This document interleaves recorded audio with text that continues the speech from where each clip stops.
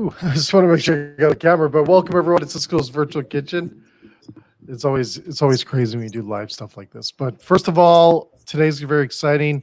We're gonna have a great conversation today around plant-based, vegan food in relationship to the restaurant industry, and who better than to bring Canada's, we're gonna call you Canada's vegan and plant-based chef, Angela. Welcome to our show again. Thank you for having me. So my Awesome. name is Angela, and I'm the founder of Kindred Kitchens, and I'm a Sysco foodie and Canada's vegan plant-based chef. There you go. And I always warn people. I'm going to start warning people that they have to put their seatbelt on with you. Yeah, Yes. Yeah, you got to put your virtual seatbelt on because you have so much energy, and we just love it. You saw my coffee cup in the morning, so. Yeah, exactly. You got lots of energy that we need right now within the industry. What I really want to talk a lot about with you today, Angela, is the plant-based food, and we know it's a huge trend. It's a multi-billion-dollar industry that just continues to grow and grow and grow. But I also don't see it really in a lot of, let's say, casual dining in mom and pop restaurants or independent restaurants a lot. And I thought it'd be great to talk about with you today from your perspective of also not being just a little bit biased in the sense of you promoting this and being a part of it, your lifestyle, but from a consumer perspective, like why would you go to a restaurant that has this, or what are you looking for when it comes into plant-based on menus, and really share some insights and stuff like that for operators that are out there deciding, going, you know what, do I need a plant-based product on my menu, or shouldn't I? Because I don't think it's a trend. I think it's a movement, and it's here to stay. Yeah. That's exactly right. It is here to stay.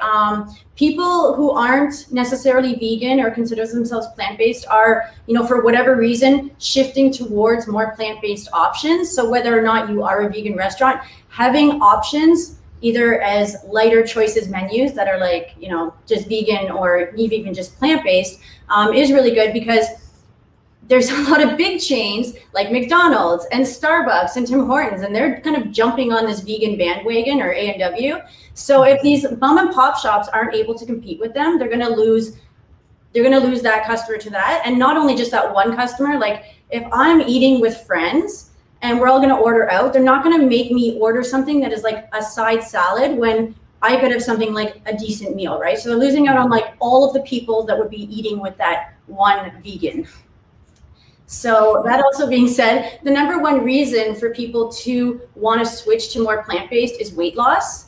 Whether or not if they're not vegan, like a lot of people are aware of the impact on our environment, but the number one is weight loss. So vegan is also known, like about half the population believes that eating more fruits and vegetables is going to make them healthier and help them lose weight. So that's statistics, and that's not biased. That's just So I'm always for, promoting more plant-based, whether or not I would love everybody to be vegan, obviously, but, having a mini menu that at least addresses this is a really great way to help them increase their niche, by tapping into this. Because a lot of vegan restaurants are actually closing now. So vegans have less options. So they are, they're out there supporting A&Ws and stuff for making this switch to support the vegan movement, even though they might not be supportive of A&W because they promote meat products, right? So this is a really good time to be making that shift.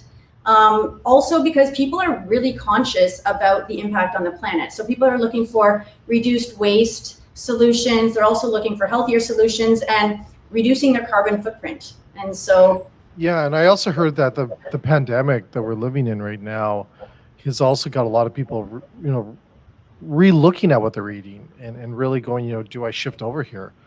Do you see that? Have you heard that too, Angela? Yeah. So statistically speaking, people are, trying to reduce red meat because that's like the one that everybody knows of. People also think that eating, less chicken and stuff is healthier. But then something came out, Seaspiracy. So I haven't actually seen Seaspiracy, but I believe that is probably true, just because I know for a fact that all of the waste, all of the food waste, all of the pollution, it ends up in the sea. So, if you're eating seafood, as somebody who's like the top of the food chain, like we are eating all of the things that whatever it is we're eating is eating. So if they're, eating microplastics and toxicity and stuff, we're accumulating that in our body. So say, for example, you ate tuna 4 times in a week. You're also getting aluminum in your system that accumulates, but you're getting mercury. And so some Canadian guy, I can't remember his name, but he did this test where he was testing accumulation in the body and like how it relates to our toxicity, which is one of the factors that makes us more susceptible to getting sick. He did tests on just, even using like a French press and the chemicals that he consumed. Mm-hmm. But like eating seafood, especially bigger fish, is also potentially harmful. So people are just becoming more aware of that, like for health reasons, for the impact on the planet and the oceans. And plant-based is just generally recognized as safer. So aside from food, there's other things that restaurants could do to release or reduce the amount of toxins, like cleaning products, plant-based cleaning products, cheaper, than having something with chemicals. If it says caution, it has a caution sign and a bunch of chemicals, it's probably not that good for you. Using something like vinegar and water to clean is probably one of the best things you can do. Or you can like add in little like essential oils, like lemon and stuff like that. So you can increase the yield. It's really powerful stuff. But just options like that too, because everyone right now is super concerned about their safety and transparency and sourcing of ingredients as well. Like they want to know where it's coming from. And usually, local farms and stuff are more trusted than, big international conglomerates. So. Yeah, and when we talk about the food and we think about plant-based and we look at this, I think when you look at a consumer, what are people looking for when you go to restaurants, or when you get to go to restaurants again? Are you looking for? Because I always see plant-based burgers, and I know that corporations have went into that area because it was easy to manipulate a burger when it comes to plant-based. It was inexpensive. The risk was very minimum because burgers also typically are very multiple different ingredients anyway, so why not make it plant-based? Are you looking for other options or alternatives when you go into a restaurant, or you order from a restaurant when it comes to plant-based, or is like burgers good for you?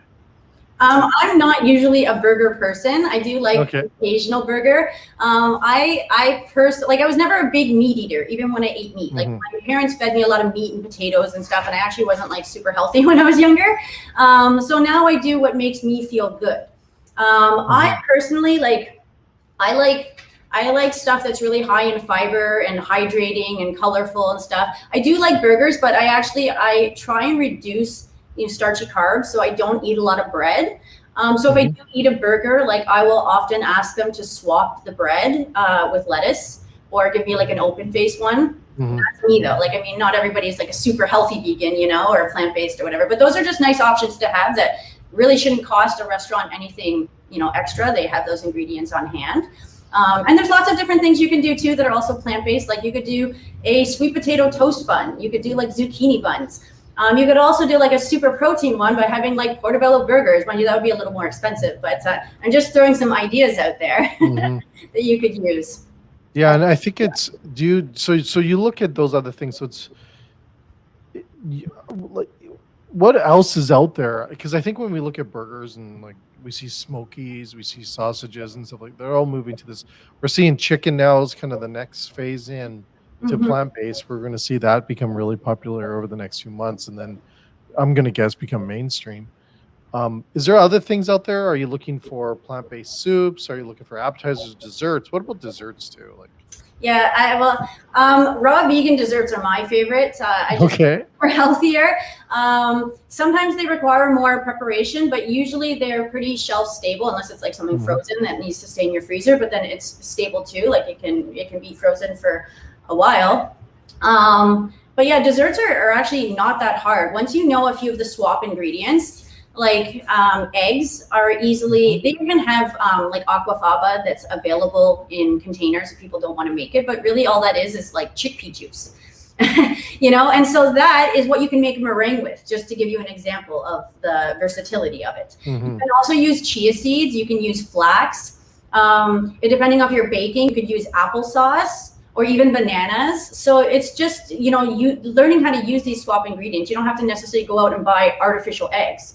By using some of these natural ones, you're increasing the nutrition, but it's also, you know, having that function that you're taking out from that ingredient. So that's what I like to do. And plus I also think, like, when I'm doing something, I try to match it for the cause or purpose of whatever I'm using that ingredient. But also if you're using something like chia seeds, it's a complete protein and it has all the omegas and stuff too. So it's like a pretty comparable product in terms of nutrition. Cool. Yeah. So what's your thought on, so like, I really want to, because there's a huge movement right now on this chicken that's coming out here, plant-based. We have some big corporations that are moving to the, you know, the vegan chicken sandwich, and it's coming out. And frankly, I had one not that long ago, and it was actually really good. Like I wasn't not, you know, surprised. Oh my God, this is a plant, right? But it's a plant, but it was actually really good, and I quite enjoyed it. So what's your take on this whole plant-based chicken phase? I'm going to say it's going to be an alternative, because I do believe chicken itself is, I've read some studies, and inflation on pricing on chicken sandwiches and stuff like that is going to go up. So for people bringing in a plant-based alternative, I think will be definitely a benefit from an operator's profitability of menu items. But what's your take on the whole idea of a chicken sandwich being vegan? Well, it doesn't necessarily have to be like a product. You could even make, you know, a chicken yourself. But I think it's a really good, it's a really good idea for them to have that as an option, because they're going to, you know, be able to cater to the person who's plant-based or vegetarian or doesn't want to consume meat, whether or not they're vegan. And there are a lot of brands out there, and actually there's surprisingly some really convincing brands. Like I did the Beyond Meat products, and I don't normally eat, you know, processed foods or stuff that tastes like meat, but I even had it yesterday and I was like, oh my God, like this tastes like meat, right? So for people that want that experience, it's a really good product to have. However, you can also make chicken and I'll just give you an idea. So they have it's like a wheat protein. It's called Vital Wheat Protein, and it's gluten protein, so it's not good for people who have celiac, obviously, but you can make it and it makes like beef, you know. But if you mix it with chickpea flour, it becomes chicken. So you like take out the sate, you know, and then you just put a little apostrophe, so it's like chicken, and it really is chicken. So it looks like chicken. So it's more like, you know, something you could use in a pad thai. You can shape the patties and stuff like that and bread it if you wanted to do something like that. But having that in house, if you can make it, would be even more affordable. So yeah, I've seen a lot of people use jackfruit. Yeah, jackfruit's great. That's like my fave. Yeah. I've seen a lot of people make chicken sandwiches that we've had our chefs. That's more like pulled pork, I think. Yeah. Well, what they've done is they've actually, I think, incorporated into, and I don't want to, because I'm not a chef, but they've incorporated so it sticks together, and then they breaded it, obviously using the proper breading, and then deep fried it, and it looks like, and I hate to say it, but well, not hate to say it, but I just want it tastes like chicken. It's amazing. Yeah. It's amazing. And there's a lot you can do with just like the flavorings and stuff to really simulate the chicken, you know, by using bouillon cubes or using miso and stuff. Like it really depends on like what flavor you're going for. But the flavor of chicken isn't necessarily the chicken. It's usually what you put on that. So if you can simulate something either using a product or making it in-house, you're going to have very similar results, I find, but healthier. Yeah, and less impactful on the planet. You know, I think for all the viewers and everyone's going to watch the show today, I've got some things that I recommend people to really considering when they're looking at this. And there's a couple of things I want to talk to you about. But I would type in Google, because everyone does that, is go to plant-based news and then click on the news tab and look at the conversions. If you're on the fence right now of deciding to put vegan or plant-based menu items on your restaurant menu, and you're going, I don't know if I really need it, you need to go look at the news. And you need to look at, there's companies out here. There's a 50-year-old meat company goes vegan. There is restaurants that are Michelin star that are banning beef and not using beef anymore, that are moving forward. Like, it is incredible. This is why I'm saying is I don't believe it's a trend. No, it's not. And I've been kind of talking about this for a couple of years on it. as we understand, and obviously as some of these big corporations come in here and these big brands come in here and kind of give us more insights into this, I really believe from a chef's perspective and from a restaurateur's perspective, this is a new avenue to generate good sales Mhm. and also good profits. Yeah, because Um, it's actually cheaper. You know, people yeah, think it's so expensive, but you saw what he did the other day making the burger out of rice. Like that was exactly. next to nothing, you know, and you can freeze it so it's versatile. You can like make extra. So it's actually not it's cost effective. And you're Hmm. gonna be using stuff that might get, you know, thrown in the garbage anyways. Like the restaurant industry is huge on food waste. And so if you're Exactly. making more plant-based food, you're not going to be having as much waste. So Yeah. Yeah. And it is a point too where, we're not saying get rid of all your beef because you have people out there that love a yeah. beef and it is, that's an area I don't think you're ever going to, anytime soon see that disappear, in our culture here, maybe in Canada. But I do really believe that you need to have a balance of it, like you were saying earlier today, but a balance of it and options out there. It is growing, but I love the fact, a few things about plant-based and vegan menu items is one, they're typically really pretty, which Yes. we saw from you the other You are day. what you eat, so eat beautiful, colorful food. Yeah, it's beautiful, right? So it's, and why I like that is that we always talk about in our industry Instagram worthy content of what you're having on your dish, because most millennials will take pictures of the food before they eat it. And typically plant-based food is Documented. beautiful. I mean, it doesn't get eaten until I document it. It's like Exactly. experience every time I have a meal. So I really like that in a sense. And then the association with it in sustainable practices in agriculture and in really that area that, I think is a good thing that you're doing for the world and for the earth and for the environment, is also having a direct impact on your overall consumer sales. Mhm. I think there's obviously a connection there. We see a lot of these corporations also coming out now with their sustainable practices because of moving to a plant-based product, and it's a great thing to do. And I think personally, it's a profitable. It's all the right check. You check off all the right box. What you need to do to make money, but also to have a really good restaurant. You're doing something right, and you're also providing really good, healthy food to your consumers. So it's like this win-win-win kind of thing. Yeah, you know, it's to add to that too. Okay, so I've worked with a few restaurants. I did a mini menu, a vegan menu for Amigos, which is a Italian traditional Italian place, and they're the you know having this extra menu increased their sales by about 15%.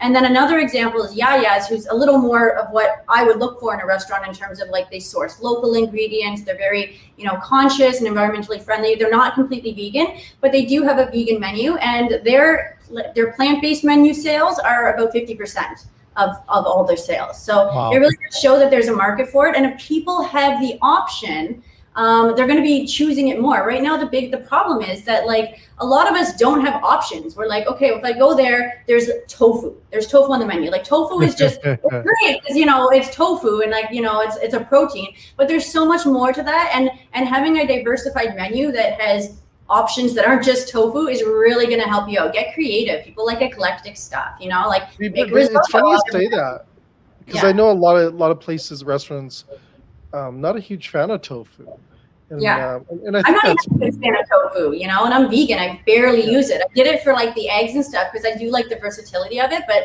for myself, I don't usually eat tofu, you know, yeah. and you can add flavor sprinkles and stuff, and nuts, and there's just so many options that are not tofu. So It's think beyond awesome. tofu. So we have a so what I'd like to do, Angela, is that I'd like to open up to everyone that's watching this right now and send us some questions for the vegan and plant-based chef, for Angela. So send us some questions right now that you may have when it comes to this subject, and we'll see if we can answer them the best we can. Right? But I think it's and the other thing I want to talk about now. You've talked with restaurants and creating these little menu or Mini. vegan menus or mini menus. That's the word I was going to use. Is that something that you like to see, and how would you do that when it comes to takeout and delivery? Well, you can just actually, it depends on how restaurants actually do their takeout and delivery. You could have it Okay. right on your website, or you could include it into DoorDash or whatever it is. just as a vegan option. Having the little icons beside stuff too, I find is really important, whether or not it's just plant-based. But consumers are, I hate that word, but anyways, customers are really, conscious about what they're putting in their bodies these days. And a lot of them are, trying to do some sort of lifestyle thing. So having it, if it's like vegan and keto or sugar-free or gluten-free, just having those to create that transparency about like what is in your product is also really important, because it makes people know and feel good about what it is they're ordering. Than being like, oh, this restaurant made a vegan thing, but do they really know what vegan means? Are they cutting my vegetables with a meat knife? So little things are important like that. So that's why when I work with restaurants, I like to make sure that they're trained, because it is a cross contamination for vegans, and a lot of people wouldn't necessarily realize that, but that is important in all terms of like allergies and stuff too. Awesome. So we have our first. But another reason it's good to go to plant-based too is because about half of the food allergies are caused from animal products. So, whether or not the people are vegan, maybe they have some sort of severe allergy to dairy or eggs or some sort of shellfish, right? So having that vegan product makes them feel safe about ordering at a restaurant, which they might not feel safe at ordering too. So just wanted to throw that in there. Oh, that's great. So we have our first question here. So what are your thoughts on restaurants appealing to vegan consumers versus appealing to meat eaters, looking to switch out a few meals to help the environment? I think that's great. Like, I mean, vegans are the most loyal niche in the market. They really want to support this movement because they're passionate about it.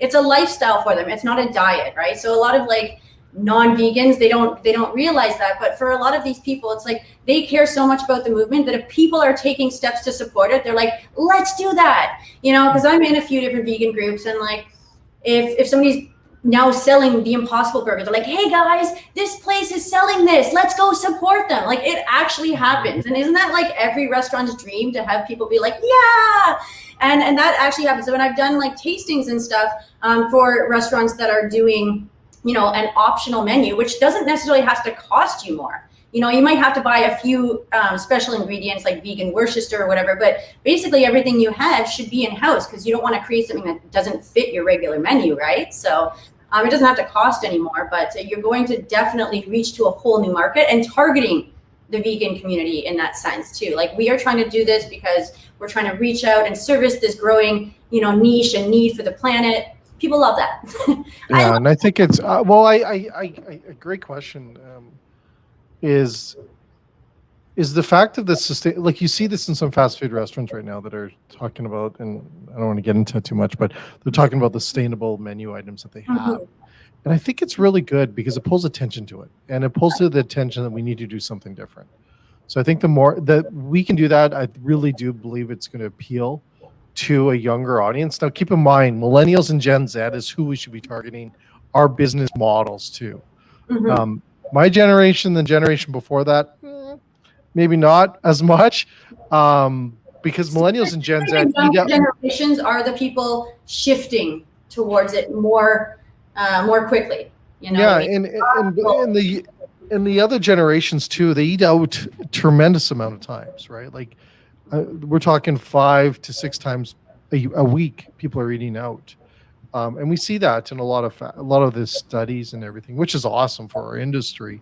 But I really do believe that allowing yourself to be a little bit different than just having a vegan burger on there and getting as mini menu, and I also believe, and I've done this way many years ago when we were looking at adding vegan items. I remember like vegetarian items on menus, and we'd have this little vegetarian section, and it'd be like salad. It'd be like salad. It is a side salad. Like, I don't want to eat that. It was so bad. I totally forgot about that. It was just where we were at that time. But then we started talking about, well, why would you segregate this menu section on your menu about vegan? And let's put it into the menu. Let's create these beautiful dishes that have the real estate, or should be given the real estate on your menu with everything else. They shouldn't be segregated out in the corner. And I remember that like 15 years ago, we were doing that. We'd had a vegetarian section, right? But I truly believe today, as we look at people flipping their whole menus, companies moving their whole, mindset shift, direction, business direction into plant-based and to vegan, I think is huge for an operator. But there's another great question here from Don Walker. He's a new vegan, so he's 3 months into being a vegan. Congratulations.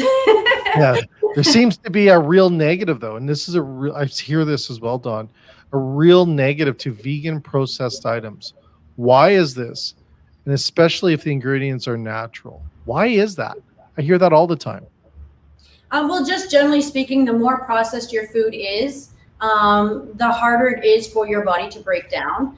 If it is all natural ingredients, I'm not like completely opposed to it. You know what I mean? I don't like GMOs. Like I don't like putting pesticides and chemicals and stuff into my body, but tofu is processed and seitan is processed. So it really depends. And like, I'm going to be working with croissants tomorrow from Grigor, but they're healthy and they're natural, right? And I didn't have to process them myself. So I don't think that all processed food is bad, but I think, obviously whole foods is always better. And the more you can get to like the source, like if you're just eating a sprout, there's probably nothing healthier than you eating that sprout. But the more processed stuff is, usually there's additives or questionable ingredients. But that's where it goes. And this is one thing vegans do, is they read the labels. So if you read the label and there's a bunch of things that you can't pronounce, or you have no idea what they are, that's usually a good indication that it's not natural. Mind you, there are some things like xylitol sounds super scary, but it's a sugar replacement that I use. It's actually a sugar alcohol. It's very much like monk fruit, but it's a sugar alcohol, whereas monk fruit is like a fruit sugar. But it's also zero glycemic and it is completely natural. It's originally from birchwood, but they also do it from corn now too. So yeah, but anyways, one benefit to it is it's good for your teeth. So yeah. Well, I think the other thing I want to just share with Dawn as well is, and I see this all the time, there's really nothing else that they can poke on. If there is really, when you think about it, right? It's good for the environment, it's good for your health. There's something else. They always, well, they're going to find something probably to complain about the product, right? And typically, but what I've heard lately, Dawn, is I've also heard this starting to disappear. Right? It's starting to disappear. It was really big when I think a lot of the big companies came out with their burgers and everyone was like, trust me, I had my chefs do this as well, is look at what those ingredients are, right? And find out what they are. Just to point that out, okay, so if you're eating beef, you don't know all of the drugs, all of the chemicals, all of the GMO ingredients that cow ate. And this is back to that accumulation that nobody talks about. These are the ingredients that don't go on the label. So once again, like that's part of the repercussions of being higher on the food chain. You're eating everything your food is eating. So exactly, right? So boom. But I just don't think there's much more out there for them, right? To complain about, and I don't hear it as much. It's less impactful eating a vegan processed thing than eating, this I don't want to say like dead animal, but like eating something that has been raised in a certain way and you don't know where it's coming from and stuff like that. Like there's a lot of issues that aren't really addressed or considered, and vegans know this. Not everybody does know this, but yeah. So at least if it's processed and it's like natural, like I don't really think that there's a problem with it. I still think it's less impactful, and plant-based is better. It's healthier. It's easier for your body to digest. Like our gut flora prefers a vegan diet. I mentioned this before. And it's alkaline too, whereas meat is acidic. So these are just some little things to consider about the health aspect of eating plant-based. Okay, we have another great question here. Vegan options in QSR, so fast food restaurant space, is mostly hyper-processed food. Is it a matter of time when research will show that vegan food may not provide the health benefit? What is your view on QSR, so fast food restaurant industry, being able to provide more sustainable and healthier vegan options?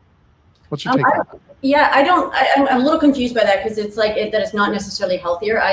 I think that it is healthier. I mean, there's definitely, I don't go to fast food restaurants very often because I don't like unhealthy food, but I would go to them more often if they did have healthier options. So for example, like McDonald's, I wouldn't go there just because their French fries and stuff are all gonna be fried in deep fryers that have other stuff in it that meat and stuff was in. So that's one of those things that's important to vegans. But you could always have sweet potato fries. That's a healthier thing. Swapping the bun options.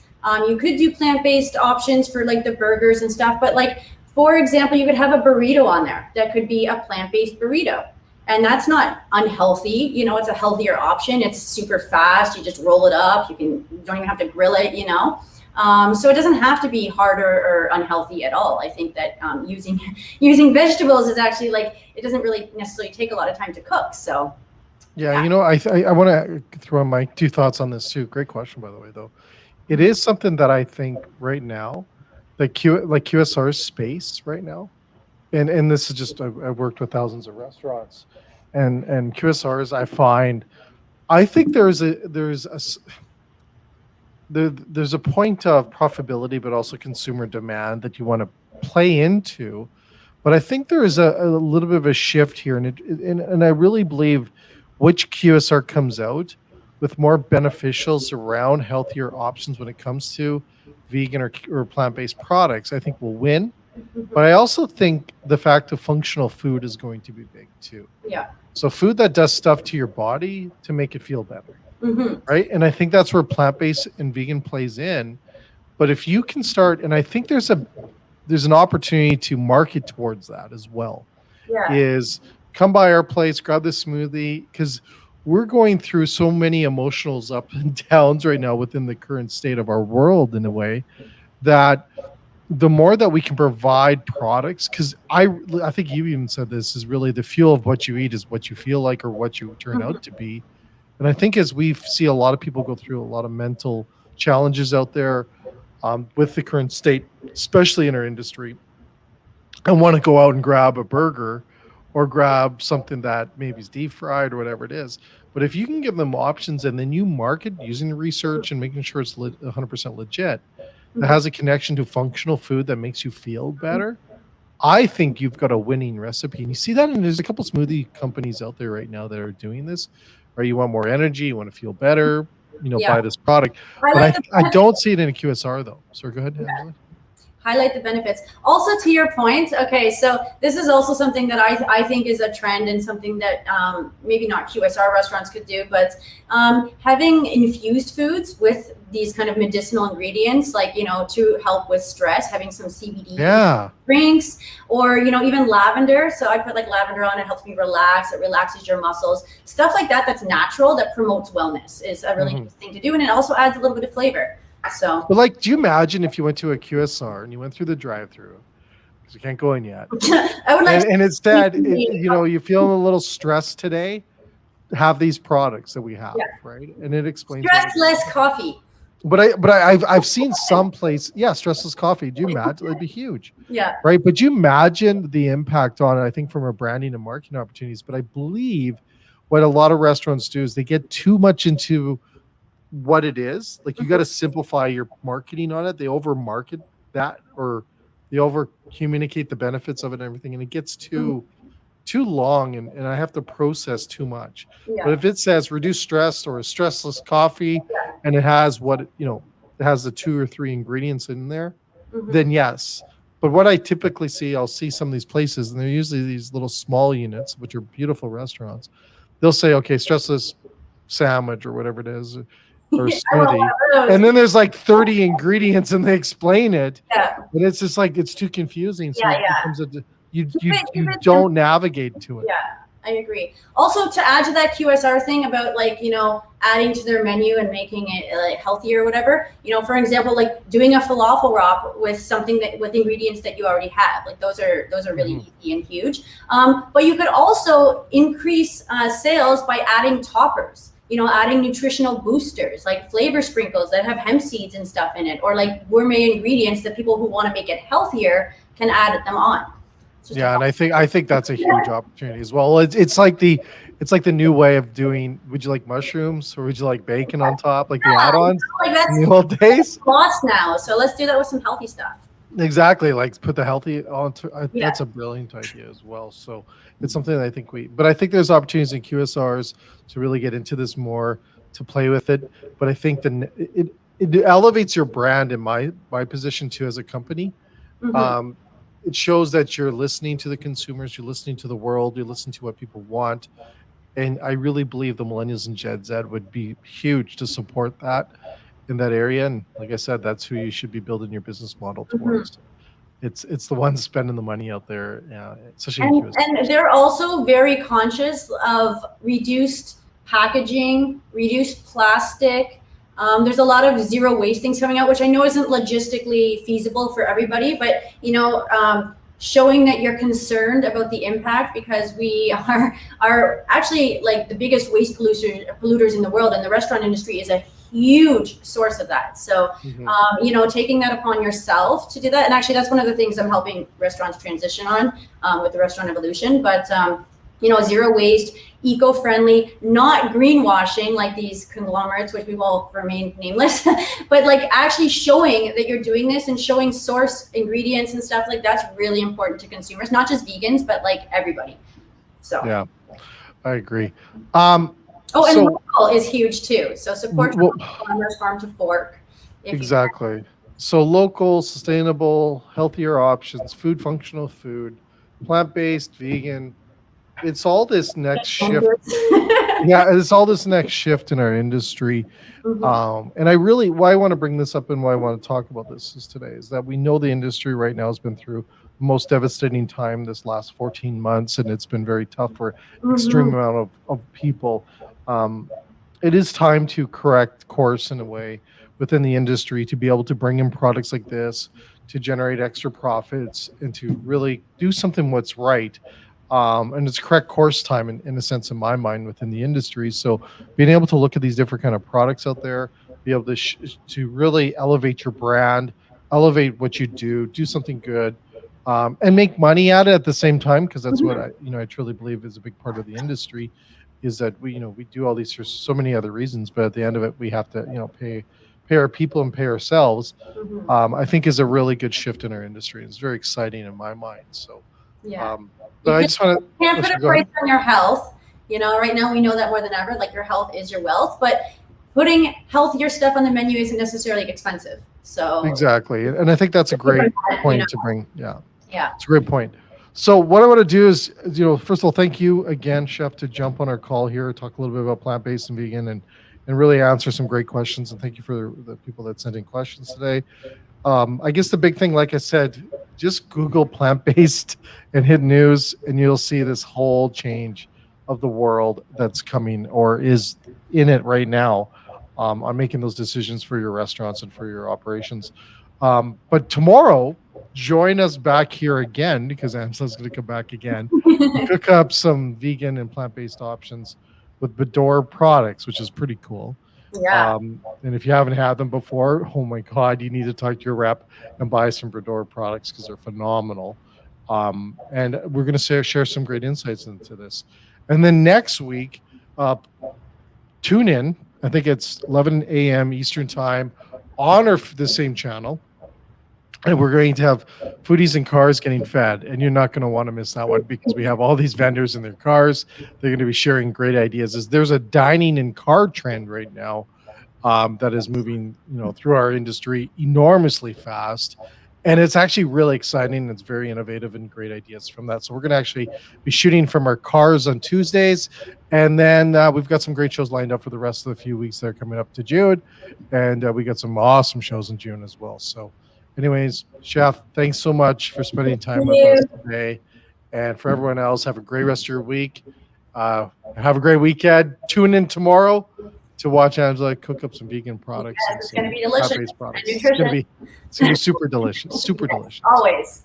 Awesome. Thanks so much, Chef. Take care. Take care. Thank you.